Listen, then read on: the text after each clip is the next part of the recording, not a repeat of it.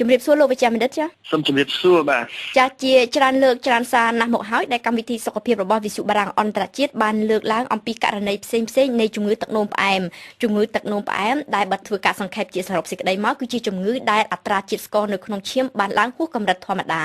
ចុះតើនៅពេលដែលជាតិស្ករនោះចុះក្រោមកម្រិតធម្មតាវិញតើគេអាចហៅបានថាជាជំងឺមួយដែរឬទេលោកវិជ្ជបណ្ឌិតចាបាទជាបឋមសូមថ្លែងអំណរគុណជាថ្មីម្ដងទៀតដល់វិទ្យុបារាំងអន្តរជាតិ Radio France International ដែលផ្ដល់ឱកាសម្ដងទៀតមកទៅជែកអំពីបញ្ហាសុខភាពជូនលោកស្រីអស់លោកជាទីសន្តាប់ទាំងអស់គ្នាជាការពិតណាស់យើងតែងតែជែកអំពីបញ្ហាលើសជាតិស្ករជំងឺទឹកនោមផ្អែមដែលលោកស្រីអស់លោកឮទាំងអស់គ្នារួចក៏ប៉ុន្តែហើយយើងក៏មិនសូវទៅជែកអំពីបញ្ហាចុះជាតិស្ករដូចដែលបានលោកស្រីសួរអំបញ្ញមិញអញ្ចឹងថាតើបញ្ហាចុះជាតិស្ករនេះអាចរាប់ថាជាជំងឺដែរឬទេក្នុងនាមជាគ្រូពេទ្យយើងបែងចែកស្ថានភាពជាពីររួចមានន័យថាបញ្ហាចុះជាតិស្ករទៅលើអ្នកកើតជំងឺទឹកនោមផ្អែមដែលជាបញ្ហាចម្បងធំជាបញ្ហាបើយើងគិតអំពីអ្នកជំងឺដែលមកសម្រាប់ពេទ្យនៅមន្ទីរពេទ្យយើងគឺថានៅក្នុង100នាក់យើងមាន80នាក់80% គឺជាអ្នកដែលចូលមកបញ្ហាចុះជាតិស្ករក៏ព្រោះតែគាត់មានជំងឺទឹកនោមផ្អែមហើយកំពុងទទួលការព្យាបាលដូច្នេះចុះជាតិស្ករនេះគឺអាស្រ័យដោយសារការព្យាបាលរបស់គាត់នេះយើងហៅនិយាយបានថាមិនទាន់សមស្របទៅនឹងកម្រិតនៃការព្យាបាលហើយនឹងការទទួលថ្នាំរួចនៅសល់ 30% ទៀតគឺជាបញ្ហា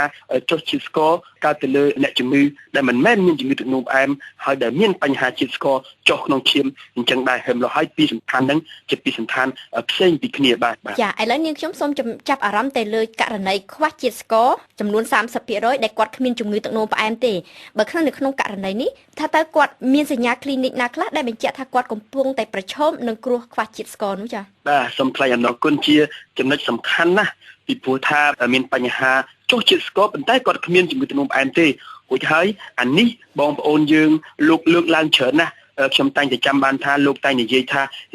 ខ្ញុំអង្គុយយូរខ្ញុំ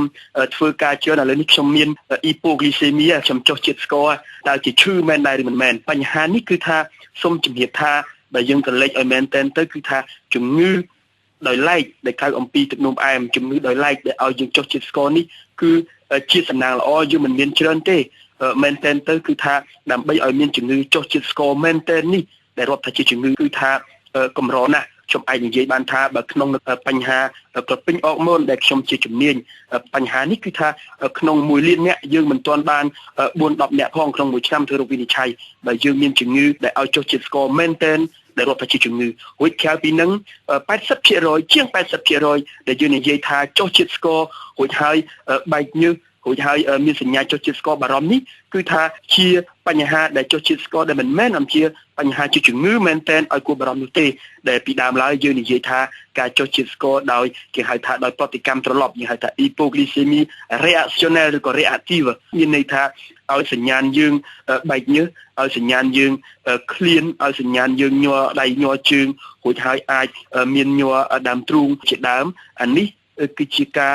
ចុះជាតិស្ករបន្តិចបន្តួចក្រោមកម្រិតធម្មតាយើងនិយាយថាធម្មតាគឺកម្រិតស្ករយើងដែលមិនទាន់ទទួលទានអាហារគឺថាដាច់ខាតត្រូវតែលើសអំពី70មីលីក្រាមក្នុង1ដេស៊ីលីត្រឈាមរួចហើយសញ្ញាទាំងអស់នេះមានឡើងចំពោះអ្នកដែលអត់មានទឹកនោមផ្អែមរួចហើយមានសញ្ញាខ្ញុំរៀបរាប់ខាងលើថាចុះជាតិស្ករចន្លោះពី60ទៅ70មីលីក្រាមក្នុង1ដេស៊ីលីត្រឈាមអញ្ចឹងការកម្រិតចុះនេះទាបបន្តិចបន្តួចជាងកម្រិតធម្មតារួចអ្នកដែលមានបញ្ហានោះគាត់ភ័យសន្ស្លាវរួចហើយគាត់ទៅរកស្ករទទួលទានតាមតែចិត្តឲ្យបានច្រើនរួចមកហើយជាភ័ព្វមិនល្អគឺថាអ្នកដែលមានទម្លាប់ទៅរកស្ករទទួលទានឲ្យបានច្រើននេះយើងហៅថា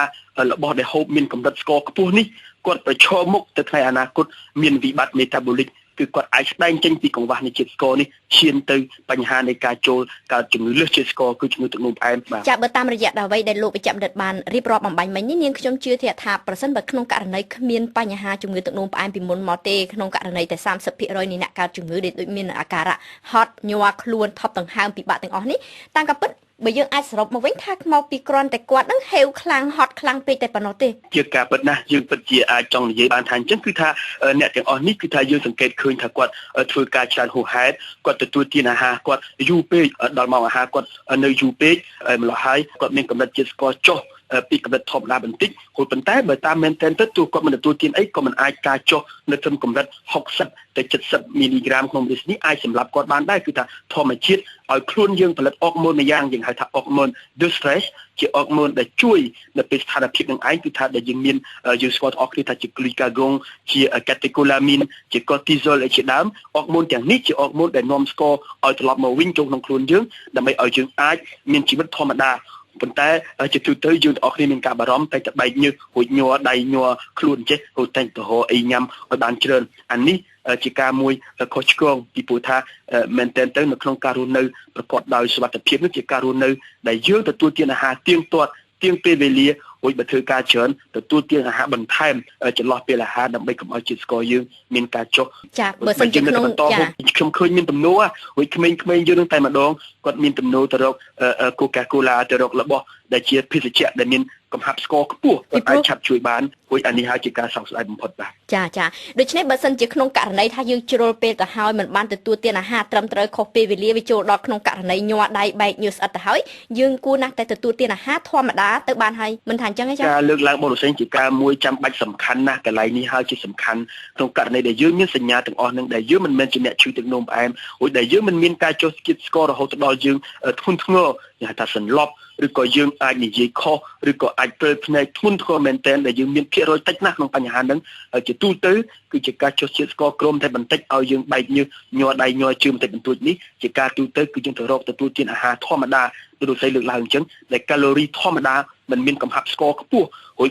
ធ្វើទាំងអស់នេះហើយដើម្បីឲ្យការចូលនៃស្ករនេះមិនមានលើសលប់ពេកកុំឲ្យអ៊ីនស៊ូលីនក្នុងខ្លួនយើងមកបញ្ចេញច្រើនពេករួចក្រោយគណៈអ៊ីនស៊ូលីនមិនបញ្ចេញច្រើនទេគឺថាយើងអាចជៀសផុតពីការឡើងគីឡូអាចជៀសផុតពីការឈានទៅដល់កម្រិតនៃការចូលនៃការកាត់ទឹកនោមផ្អែមនៅពេលអនាគតចាចំពោះអ្នកដែលមានករណីដែលថាភាគរយតែតិចបំផុតប៉ុន្តែគាត់អាចមានអាការៈធ្លាក់ជាតិស្ករនោះធ្ងន់ធ្ងរនិងច្រើនជ្រុលហួសហេតុធ្លាក់ជ្រុលខ្លាំងពេកនោះថាតើមានអ្វីដែលអាចជួយសង្គ្រោះពួកគាត់បានជាការពិតហើយគឺថាយើងទាំងអស់គ្នាពិភពលោកយើងដែលមានចំណោទនៅធ្វើរោគវិនិច្ឆ័យនៅលើចំនួនជំងឺតិចតួចដែលខ្ញុំជម្រាបជូនថាជាជំងឺដែលឲ្យចុះជាតិស្ករមែនទែនតែម្ដងដែលអាចឲ្យគាត់ស្លាប់បានគឺថាជំងឺនេះถ้าបើមានតិចតួចមែនក៏ប៉ុន្តែយើងក៏ត្រូវខំរកដែរពីព្រោះថាសញ្ញាវានៅដំណាក់កាលដំបូងដូចគ្នាមានន័យថាញ័របែកញើសហត់មានសភាពស្លេកស្លាំងអាចឲ្យចង់ក្អួតចង្អោរក៏ប៉ុន្តែជាទូទៅអ្នកជំងឺដែលមានជំងឺចុះជាតិស្ករមែនទែនភាគរយតិចតួចនេះគឺអាចធ្ងន់ជាងនឹងគឺគាត់ឈានទៅដល់ការនិយាយខុសការនិយាយមិនត្រូវការបដូរចរិតទៅជាចរិតយើងហៅថាពីមនុស្សស្លូតទៅជាមនុស្សកាចគេថាគាត់អាចមើលឃើញដូចជាសម័យថាមានស្អីនៅចំពោះមុខគាត់សញ្ញាធ្ងន់ធ្ងរនេះហើយដែលយើងត្រូវជួយគាត់យកទៅមន្ទីរពេទ្យរួចឲ្យអាចឲ្យគាត់ហូបអាហារដែលមានជាតិផ្អែមប៉ុន្តែកន្លែងនេះសូមបញ្ជាក់ថាយើងត្រូវតែធ្វើតេស្តដោយការជួសជាតិស្ករមើលសិនពីព្រោះថាមានតែអានឹងជារបស់ដែលស្រួលធ្វើរហ័សអាចជួយគាត់មុននឹងយើងជូនការព្យាបាលទៅឲ្យគាត់ហើយនឹងនាំគាត់យកទៅមន្ទីរពេទ្យជាការមួយចាំបាច់នៅក្នុងករណីដ៏តិចតួចនេះយើងមិនទាន់ដឹងពីមូលហេតុនៅឡើយទេមូលហេតុដែលយើងដឹងគឺថាមានការលំបាកណាស់យើងដឹងថាមានជំងឺមួយចំនួនដែលខ្ញុំនិយាយថាឧទាហរណ៍ជាហៅថា insulinome ជាដុំក្រពេញមួយដែលដុះនៅក្នុងកោសិកាអង់ដូគ្រីនយើងគឺថា insulinome នេះជាឈ្មោះជំងឺដែលគេជូននេះគឺថាបើតាមខ្ញុំមិនច្រឡំទេនៅស្រុកបារាំងយើងរកក្នុងមួយឬពីរករណីក្នុង1លានអ្នកគឺមិនមានច្រើនទេរួចហើយពិភពលោកយើងក៏មានច្រើនដែរអានេះគឺថាវាមានជាដុំជាកោសិកាមួយយ៉ាងដូចជាដុំយើងដុសវិវត្តខុសពីធម្មតាហើយបញ្ចេញអ៊ីនស៊ូលីនលើសលប់ដែលឲ្យអ្នកជំងឺមានបញ្ហាចុះជាតិស្ករញឹកញាប់រួចហើយការចុះជាតិស្ករនេះជាការចុះជាតិស្ករមិនមានពេលវេលាពេលណាក៏បានហើយច្រើនសារក្នុងមួយថ្ងៃរហូតជាការខុសគ្នាអំពីអ្នកដែលគេហៅថាចុះជាតិស្ករធម្មតាតើតែខ្ញុំនឹងអត់ញ៉ាំរយៈពេលយូរតើខ្ញុំធ្វើការលើសលប់ច្រើនតើតែខ្ញុំនឹងពិបាកចិត្តគេមិនលក់អានេះបានអាចជាជំងឺគេហៅថាចុះជាតិស្ករធម្មតាដែលយើងមិនគួរមានការបារម្ភខ្លាំងក្លាពេកបាទចាអរគុណច្រើនលោកវិជ្ជបណ្ឌិតចាសូមអរគុណវិទ្យុបារាំងអន្តរជាតិសូមអរគុណបាទនាងខ្ញុំសូមជម្រាបបញ្ជាក់ជូនថាលោកវិជ្ជបណ្ឌិតកុយវ៉ានីគឺជាប្រធានសមាគមគ្រូពេទ្យជាផ្នែកជំងឺទឹកនោមផ្អែម